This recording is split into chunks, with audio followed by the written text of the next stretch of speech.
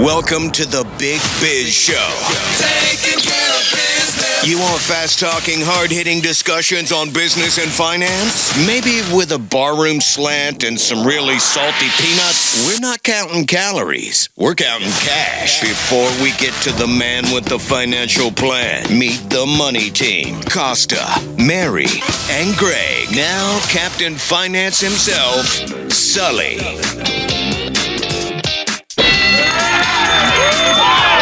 We are live in the Loft 100 studios. It is the Big Biz Show. Hope everyone is having a great day. Good start to your week.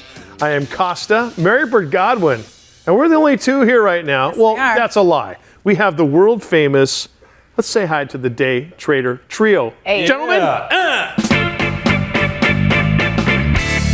Best in the biz right there. Best. Greg and Sully will be back in after we talk with our market analyst, Howie Font. I asked them why you don't want to come in when Howie's here, and I guess there was something happened behind the scenes, and I was like, okay, whatever. Yeah, we don't need to know. Yeah. We're on a need-to-know basis around here, so. Some untoward business that I don't want to get into. But he joins us. He is our market analyst, our financial expert, Mr. Howie Font. Howie, how was Halloween in New York City? How was the S&M club you went to, the party? Just asking for a friend. Say, and I usually like Nunya so much.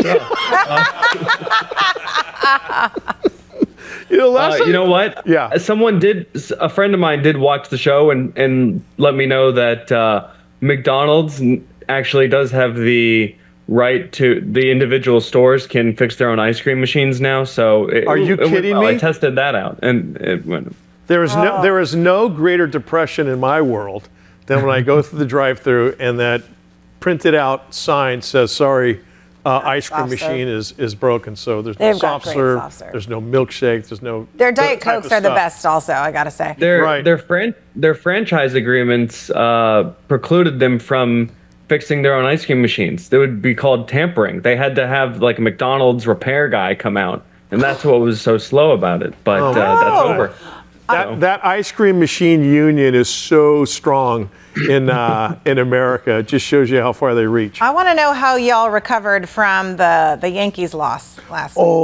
Howie. Is it too soon? I was waiting a few days to ask the question. I was told not even to go there, but I had to just do went it. there. Sorry. Yeah. First, you deprive us, you West Coastin people, of a Subway series, which Right. would have been amazing and epic, and a ticket would not have gone for less than 10 grand. Yeah. And then you do a 5-game blow. No, it's not. It's next season. Well, in the fullness of time, the Yankees will maintain their record. What happened in that last game, though? Gosh. It was a comedy, literally, of errors. But again, I think the wound is closing for you. And Howie, you're right.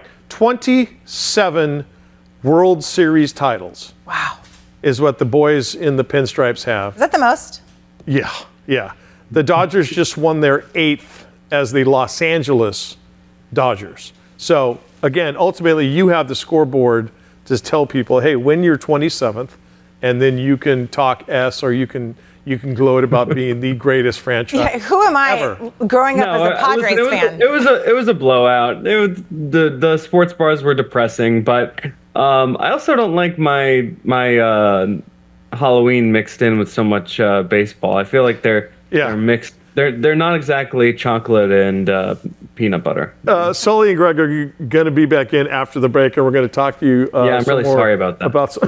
About some stuff. But do market people like you? Do you ever see guys, men and women, or people who invest, their teams lose a championship, it affecting what their week like as far as what they're going to invest, what they're going to put money up and try to make more money with? Do you ever see a pattern? More than sometimes the investment results. If someone's depressed because of, these guys also do sports betting, right? So I'll hear guys making parlays and all that, and talking S. Yeah. And all right, Howie, listen, stay there. On the other side, Sully and Greg will be back in. We will also talk about that wacky S&P as the Big Biz Show rolls on. Keep it right here. for the Loft 100 studios in sunny Southern California. Thank you for being along here for the ride. Of course, the ride is The Big Biz Show. Wherever you're watching, wherever you're listening, as always, glad to be with you. Costa, Maribert Godwig, and our executive producer is Greg Todorov, and of course, Sully. Good loaded. I don't know how Mary sits up straight when we start talking. Maribert Godwig. Nobody's against you. I mean, we're not. I'm an independent. I've not decided who I'm voting for yet. I may not vote for anybody. I may just take the whole year. Just take it off. Write in Howie. It's all right in. A Howie Font write-in? Are you kidding me? Do it. Howard, talk to me about this wild call that Goldman Sachs put out the report last week saying the market's going to return 3%. If I'm not mistaken, doesn't Goldman Sachs do this sometimes? They it's like how I talk. Goes in here, vomits out here, where there's no real filter. It's ready, shoot, aim at this point. Does Goldman do that often? Because I sort of feel like they do. Yeah, Goldman does have a little bit of a track record. I mean, all of them do somewhat. No one's a perfect weather forecaster, but Goldman especially has that economist syndrome. You know, they predict 10 of the last 7 recessions. And what they're doing here is saying, hey, the current economy, if everything stays as it is, then between the debt, the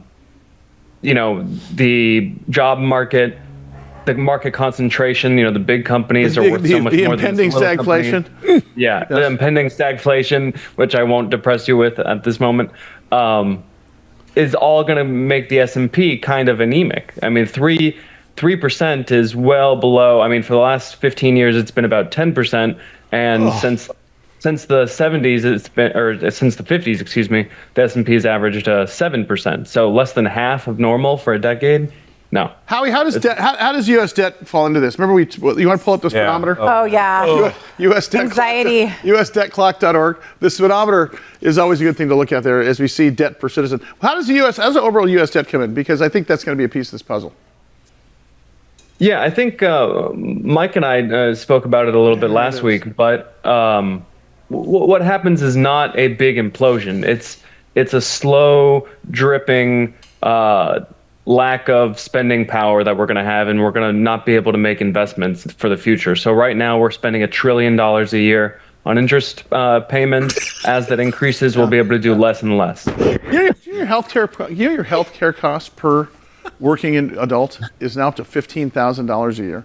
Whether you pay it or not, but that's including hospital stays, including it's getting crazy. The other piece of this thing is we've got $35 trillion, staring in the middle of $36 trillion in national debt, but it's only 106,000 per citizen. That includes babies. Oh, okay. I thought it was serious. It's $272 per taxpayer. Okay. Wow. Well, when you think about each kid costs about $250,000 minimum to raise from 0 to 18. Yeah. Are you serious?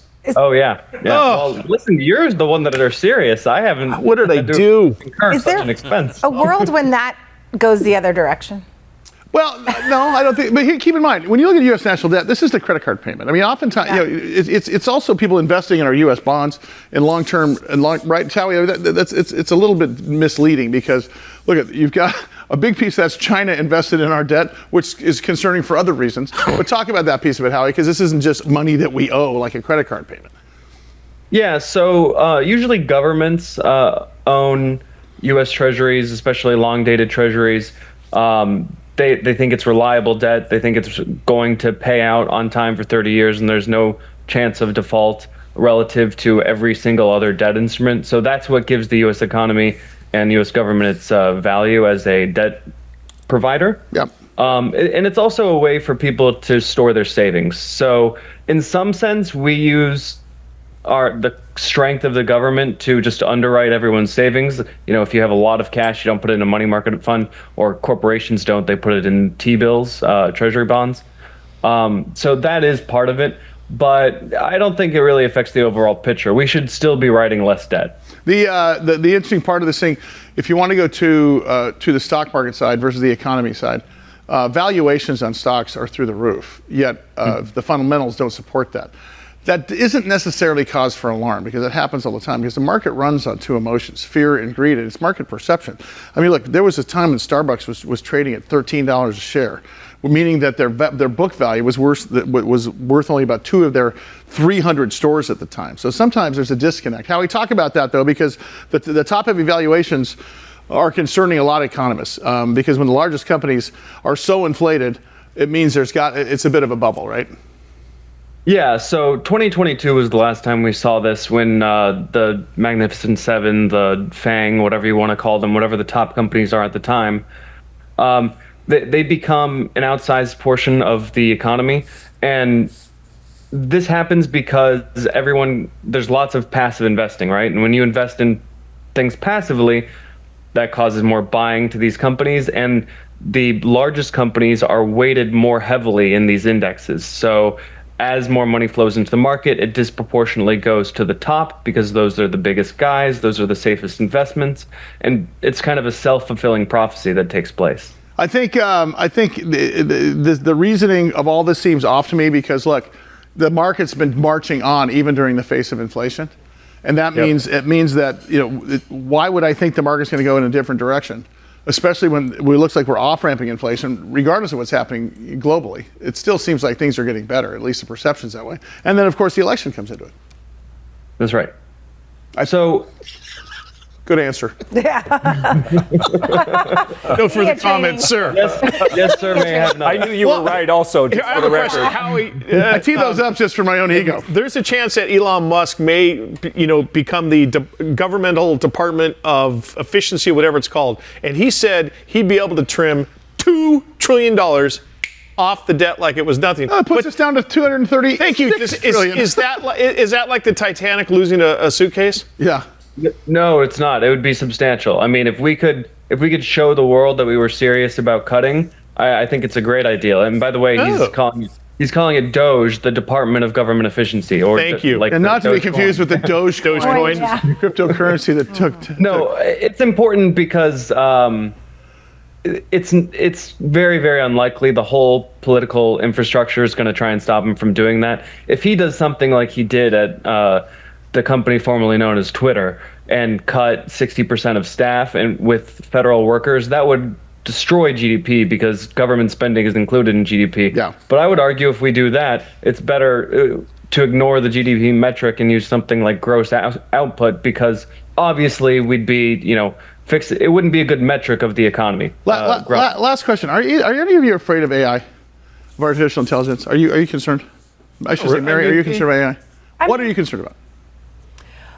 I'm not concerned that it's going to take everyone's jobs. I'm just concerned about people living lives. Like, did you hear this recent story about the kid that had a relationship with somebody that was all online and then he ended up committing suicide? No. It's just this. You don't know what's real. You don't know what's real, and it's being weaponized faster than it's.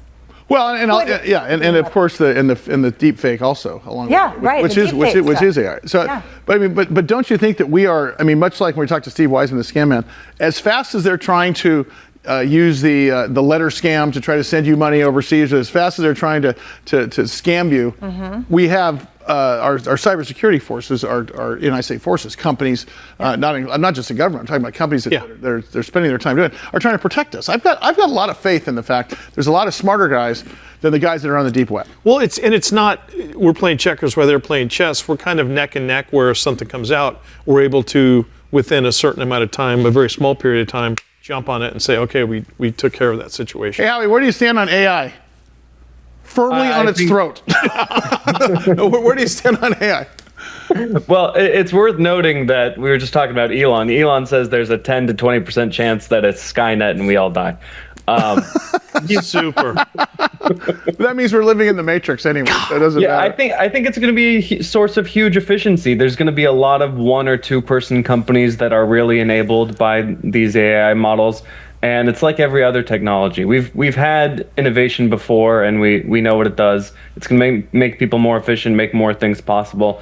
And I think it's one of the reasons why Goldman's wrong, actually. I think you're going to have new companies come in and bolster up this growth, even if they think, today's companies are out the window. All of this reminds me of when you and I started in radio and you started in radio, and we were talking about this thing called the internet. Because when we started on radio, we didn't have computer screens. We had newspapers, usually board shorts and a burrito, because there was no cameras. A cart machine. But I mean, then suddenly we had this internet thing, and suddenly the conversations are very similar to what's happening. And now I don't think we can live without it. No. And I think you've got to let it percolate a little bit. Now, is the time here? I think when you realize that we're depending on it, it's probably too late, and I think we're probably going to get to that point. Howie Font, thank you, buddy. I appreciate it. You're the man, Howie. Thank you. Hi, Howie. Today, a very special day because Mike yesterday spent a day at a dentist's office. I did. And Fine this dentistry. of course is with our friends at Vivos thanks. and obstructive sleep apnea. Yeah. But I can't wait to see what has come of this. I did my sleep test last night, and Oh. the stuff I learned yesterday from the great people at Fine Dentistry about everything else. Are you scared to death today? No, Or do you feel like you dodged a bullet? I feel like I dodged a bullet. There you go. Great. You look thinner today. I got to tell you. Wow. Well, not now. Right before you did that.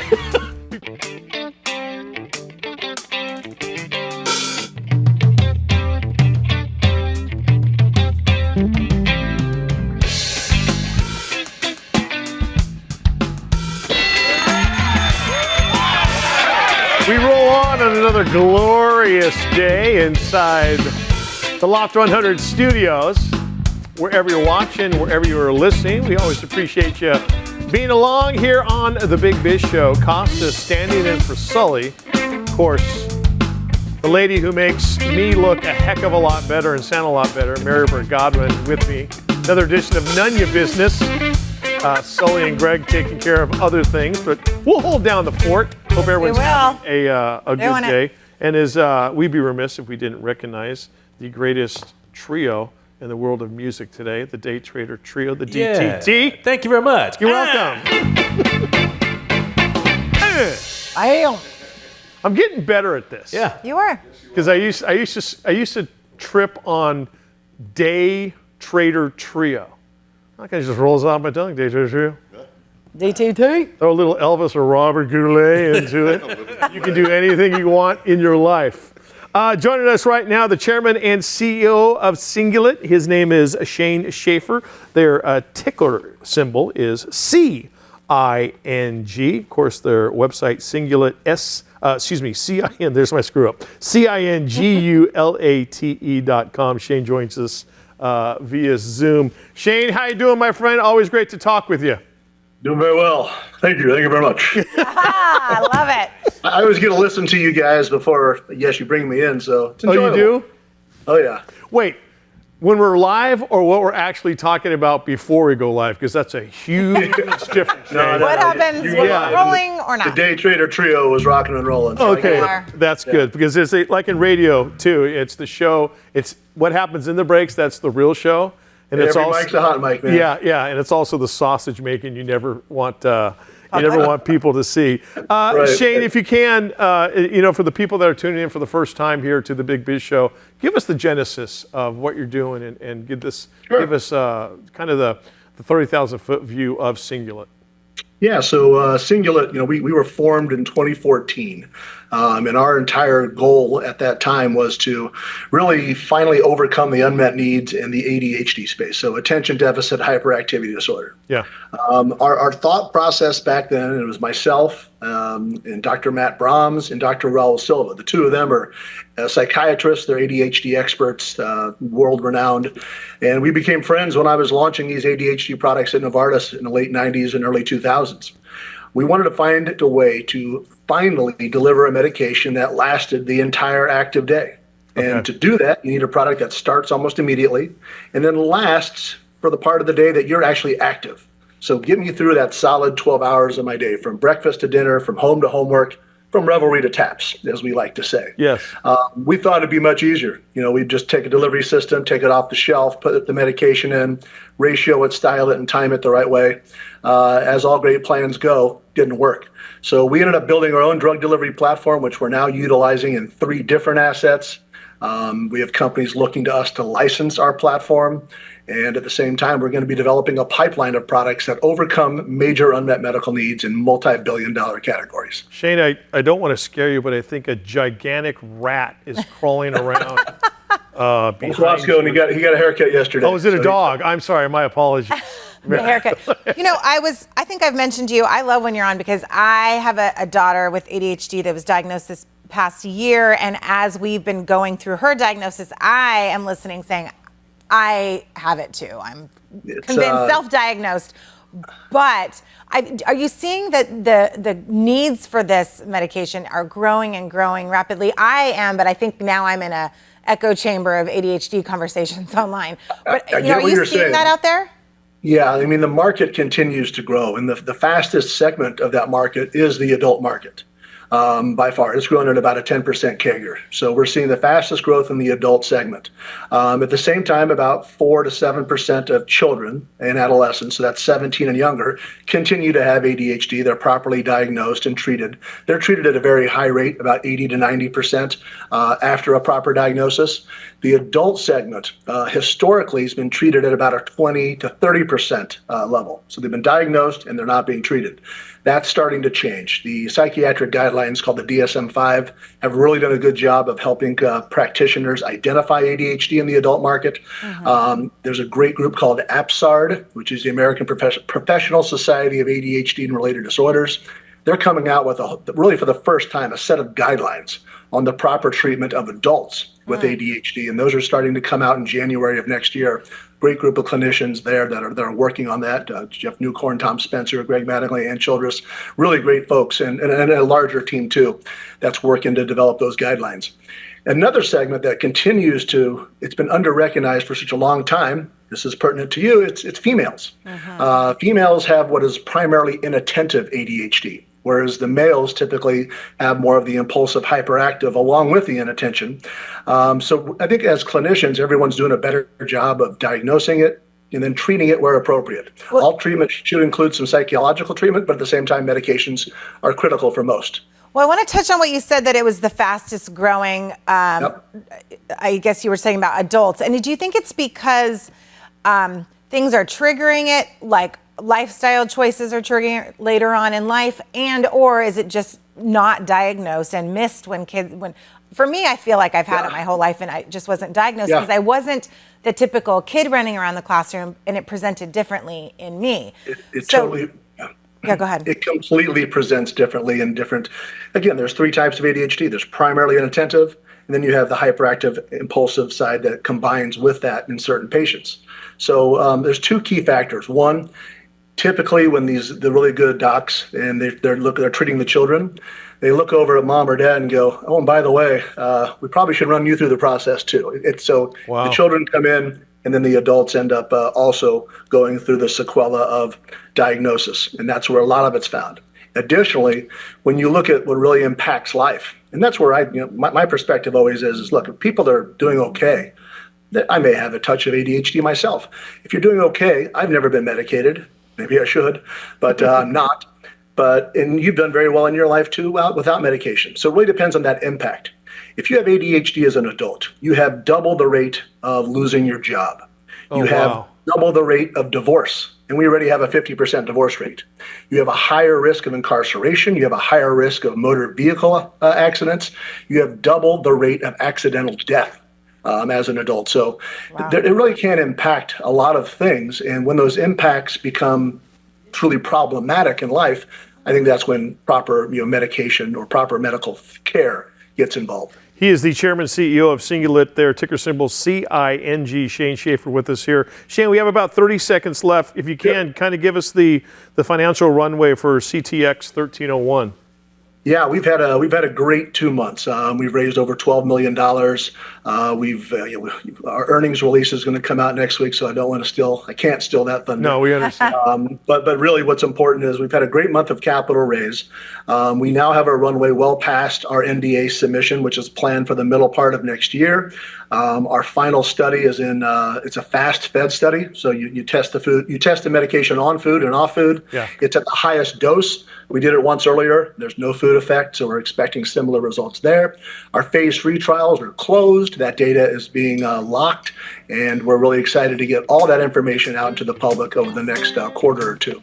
Doing great. Oh my God. File an NDA. What a relief to so many families out there. Yeah. The work that Cingulate is doing. Shane Schaffer, Chairman, CEO. Their ticker symbol CING.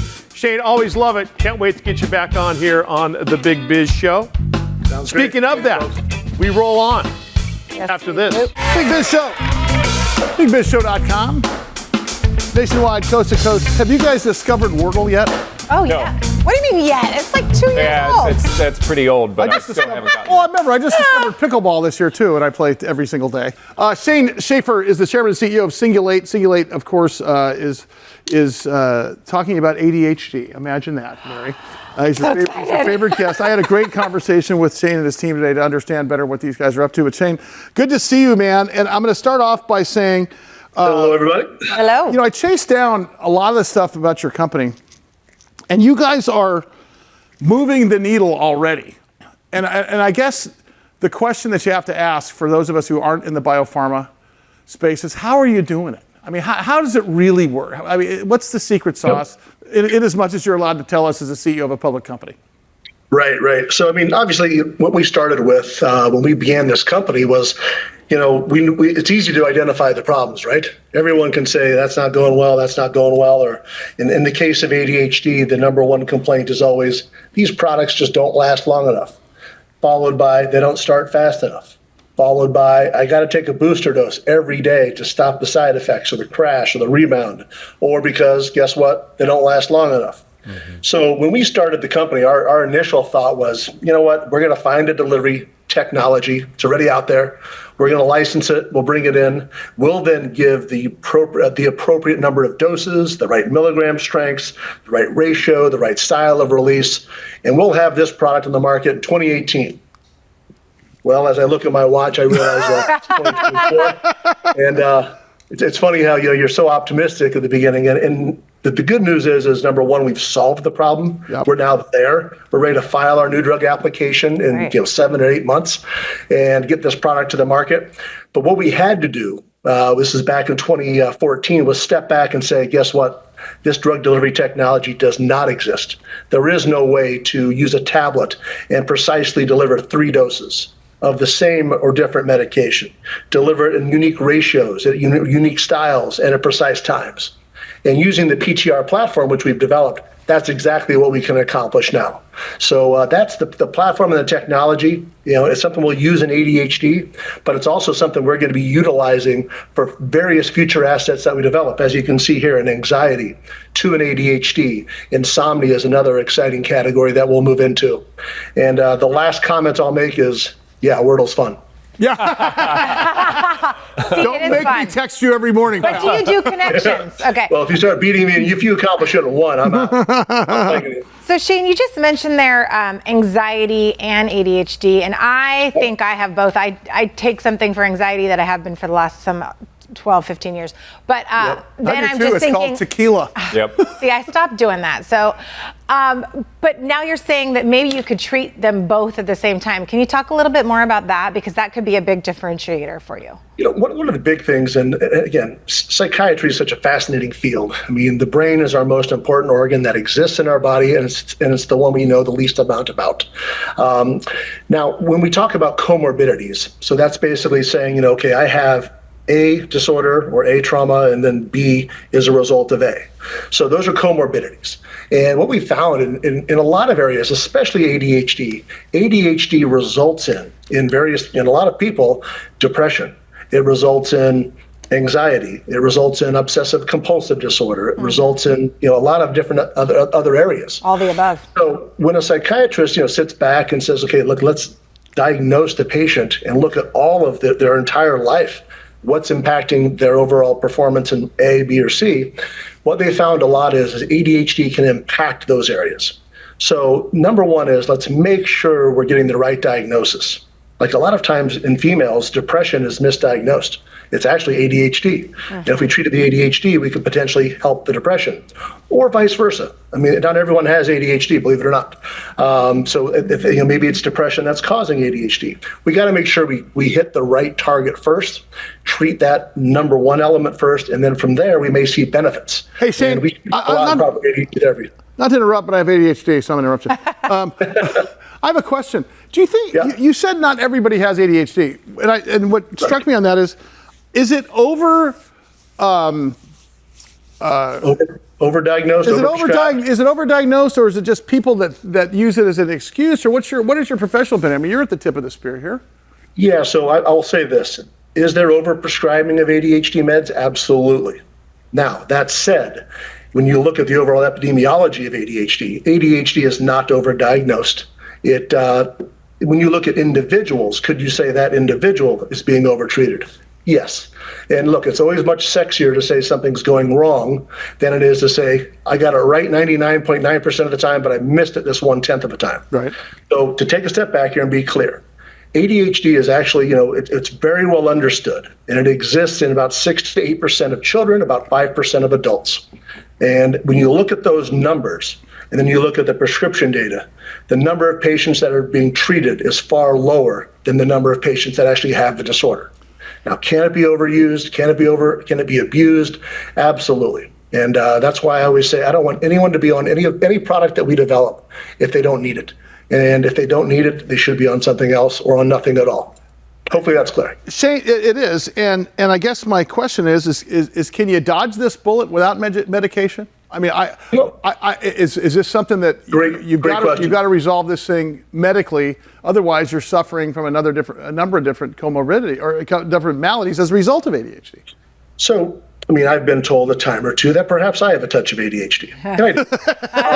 And I've never been medicated. So the answer is, it all depends on the severity of your disorder and the impact of that disorder. Mm-hmm. So let's say I have mild ADHD, and I've chosen a career path that is not one where I sit at a desk all day.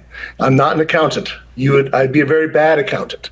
So again, you can choose a career that potentially you don't need to be medicated. So if you're, again, mild ADHD, you have a different type of career, an active career, you may not need to be treated.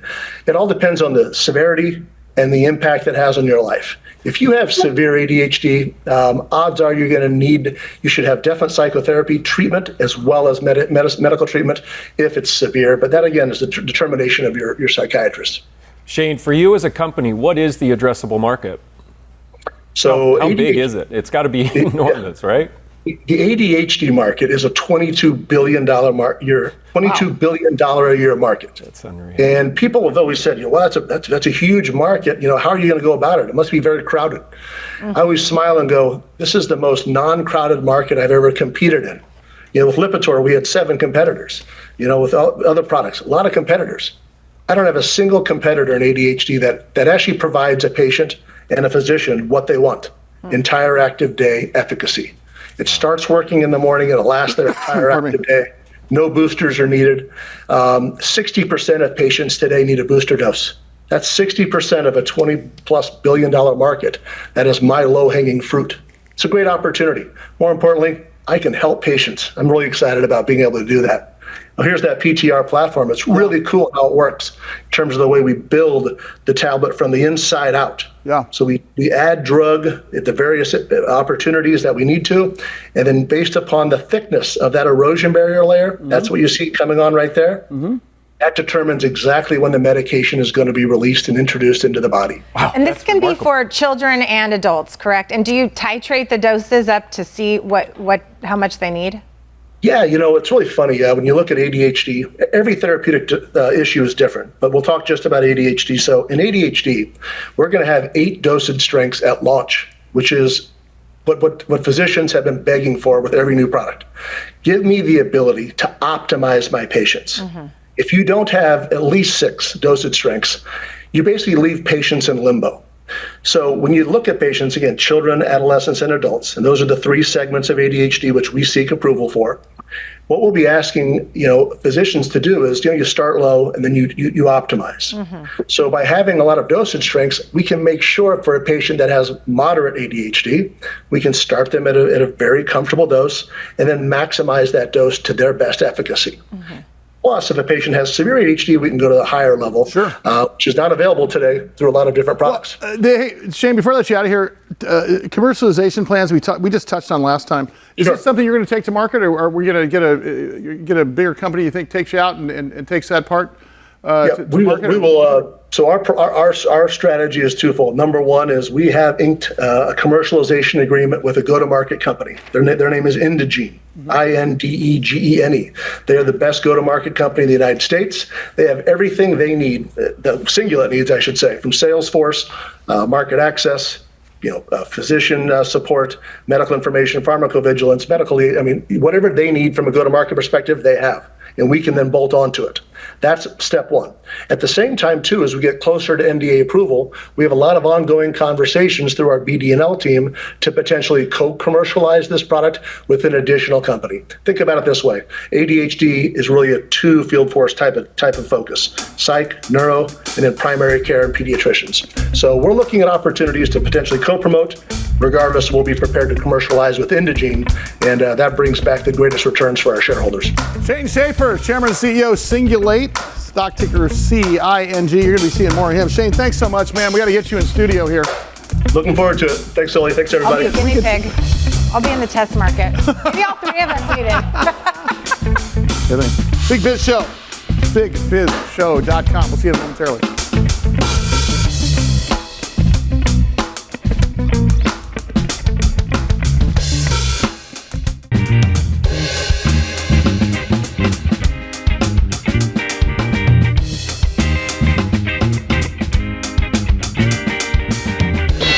In over 175 countries and all the ships at sea on the American Forces Network, as always, to the men and women of the United States Armed Forces, we say thank you. From the Loft 100 Studios, the Big Biz Show, Costamer, Brett Godwin, Greg Todorov, and Sully.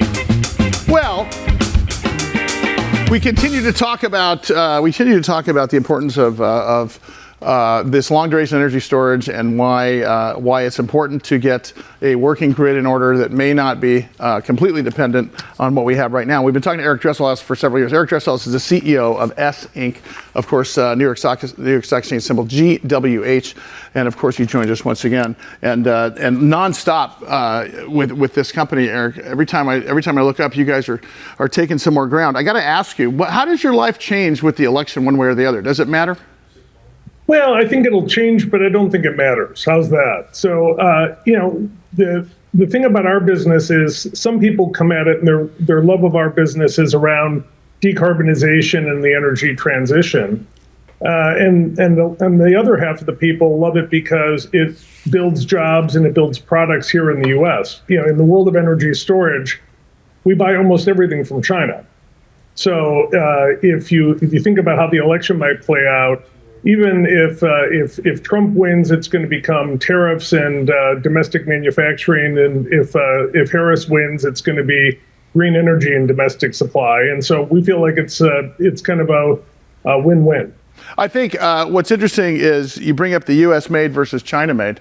We were just talking to Howie Font regarding what's going on in China in terms of how it could cause inflation here. Is that a big deal? I mean, is that a critical deal, or do people care? Because for so many years we didn't care, regardless U.S. made versus China made. I think people care now. I think people are really starting to pay attention to this and starting to say, where do my products come from? Where does the money flow? Where's the supply chain come from? And it's not just that you're buying from China. In the world of batteries, the minerals are being extracted in Africa or in Latin America under kind of, very specious conditions in some cases, both from a labor perspective and from an environmental impact perspective. So I think people are starting to really pay attention to where these products come from and how do we do it in a more sustainable, not just environmentally sustainable, but economically sustainable way. Eric Dresselhuys, CEO of S Incorporated. Their ticker symbol is GWH. Eric, you mentioned China. How closely do you have to guard your proprietary secrets with this incredible technology you've been able to develop?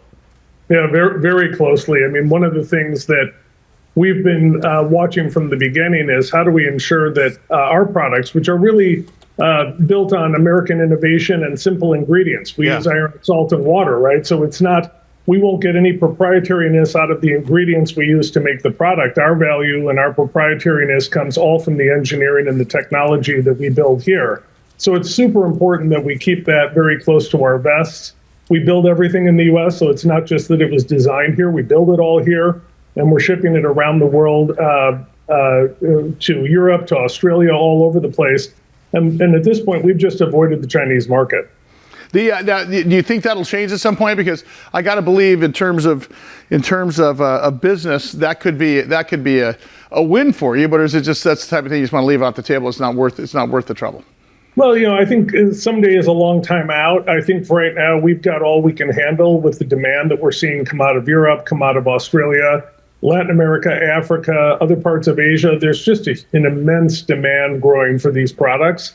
And so I don't think we're really pushed to go to China as the only place that we could go get our product. And if we did it, we'd want to do it under very controlled conditions and do it in a way that we ensure that we don't sell one battery to China. Yeah. Hey, Eric, in terms of technology, when we first started talking to you a little over a year ago, is technology moving at the speed of light in terms of you have to keep up in terms of what you're selling because things are changing so quickly, or have things stabilized a bit?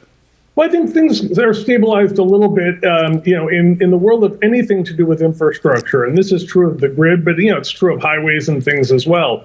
We're always looking to innovate, but people really value proven. They want to know stuff works. We're building this for 15, 20-year plus operating life. And so it's critical that they know when they go to push the button that the thing will come on. So we feel like we've got a great go-to-market kind of head start over some of the other technologies that are out there. And if we just stay on our track, building products, improving performance, lowering costs, doing the things that you normally do as you scale a business, that it'll be awfully hard for people to catch us. So Eric, is there a pinch point that's obvious to you in terms of countries or mandates or just things like elections and such that could get in the way of the progress of this? Because at the end of the day, this is good for everybody. Well, I think the train's left the station. I think the thing that's really changed over the last year and a half is that people were always saying, hey, we've got to clean up the system and we've got to make it better. But this focus on affordability and reliability is really great for us, because at the end of the day, if we go talk to consumers and ask them what they want out of the electricity system, the first thing they say is reliability, right? I need it to be there when I need it. And the second is, I'd like it to not cost an arm and a leg. And so you can't get to those two things. You'll never get to the clean it up part if you don't cover reliability and affordability. And that's the problem we solve. The question has always been, where do we see long-term energy go in the next 10 years? It's only the next 10 years. What do you see over the next year and a half? Because it's moving at the speed of light now. Yeah, I mean, I think it's multiples and multiples of growth. And these things, again, because of the nature of infrastructure, this isn't kind of a web-based software thing where you can just push a button and it turns on. So the growth happens over time. But the good news is that, that creates kind of a flywheel of momentum that is sustainable over longer periods of time. So it's not typically something you see kind of flare up and it's a hot thing for a month or two and then it passes for the next fad. This is something that as you get going, the momentum builds around adoption, demonstrate value, and then it just kind of builds from there. Eric, thanks. I know you're crazy busy these last couple of weeks. I appreciate you being so generous with your time. Eric Dresselhuys is his name. Of course, S Inc. stock symbol is GWH, and of course, long duration energy storage that is sustainable. And he's been a regular. Every time with the hurricanes that just passed, whenever we have a natural disaster, I think about guys like Eric Dresselhuys, and if things were different in some of those communities, how much quicker everything went back. Big Biz Show. Stand by. We're back next morning.